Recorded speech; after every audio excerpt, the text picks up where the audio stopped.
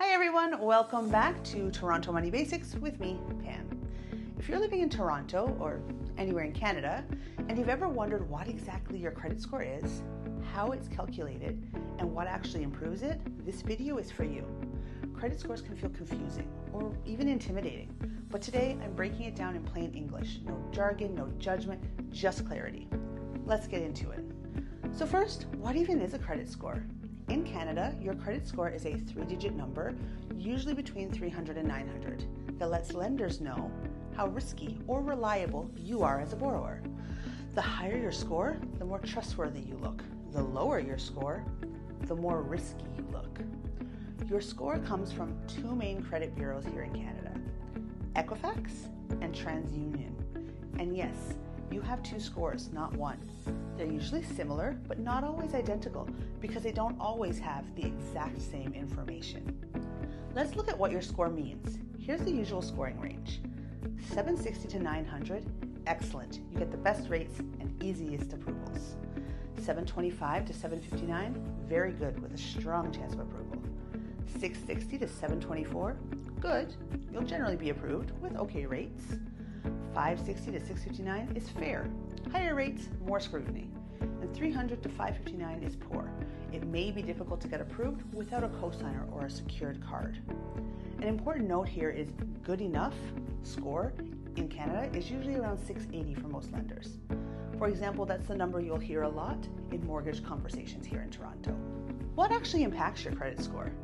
This is the part people often misunderstand, so let's break it down, the 5 major factors in Canada and what actually moves your score.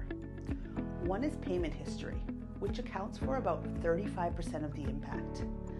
This is the biggest factor. Do you pay your bills on time? Do you miss payments? Even one missed payment can drop your score. This includes credit cards, personal loans, car loans, lines of credit, even cell phone bills. If a payment is more than 30 days late, that's when the damage happens. Factor number 2 here in Canada is credit utilization, which accounts for about 30% of impact, another huge factor. This is the percentage of your available credit that you're using. For example, if you have a $5,000 limit and you're using $4,000, that's 80% utilization, which is very high.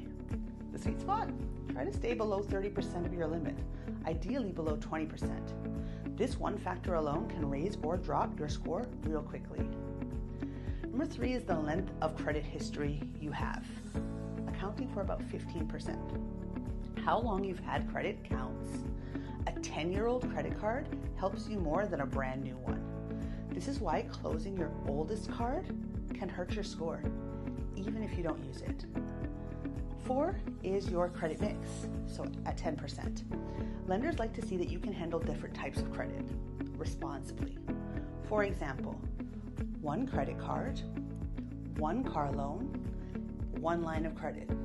You don't need all of these, but having a mix can help a little. 5 is hard inquiries, the last 10%. This happens when a lender pulls your credit report for an application. Examples could be applying for a credit card, applying for a car loan, applying for a mortgage. A hard pull can drop your score by a few points, but the effect is temporary. Soft checks, like checking your own credit score, for example, don't hurt your score at all.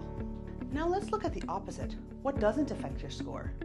People are surprised by this, but your credit score is not impacted by your income, your job title, your savings, your investments, your marital status, your rent payments, unless you opt in with certain tools, or your debit card usage. Your credit score only cares about how you handle borrowed money, not how much you make, not how much is in your bank account. So how can you improve your score? Here's the part everyone wants to know: how to actually boost the score in Canada, especially if you're just rebuilding or just starting out. First, always pay at least your minimum on time. So set up automatic payments. Even one missed payment hurts more than you think. Next, lower your utilization. If you can, pay down balances, ask for a limit increase, or spread purchase across multiple cards. Staying below 30% on each one works wonders. Also, keep old accounts open. If the card is free, keep it. Your oldest card boosts your length of credit history. And you also want to avoid applying for too many credit products at once. Space out your applications, especially before a mortgage application. Finally, if you're rebuilding, use a secured credit card. Deposit $500, use it responsibly, and watch your score rise steadily over 6 to 12 months. One quick Toronto-specific note here. If you are here in Toronto, credit scores matter a lot when it comes to renting. Many landlords will check credit reports, debt levels, and payment history. A strong credit score can make renting easier and even improve your negotiating power.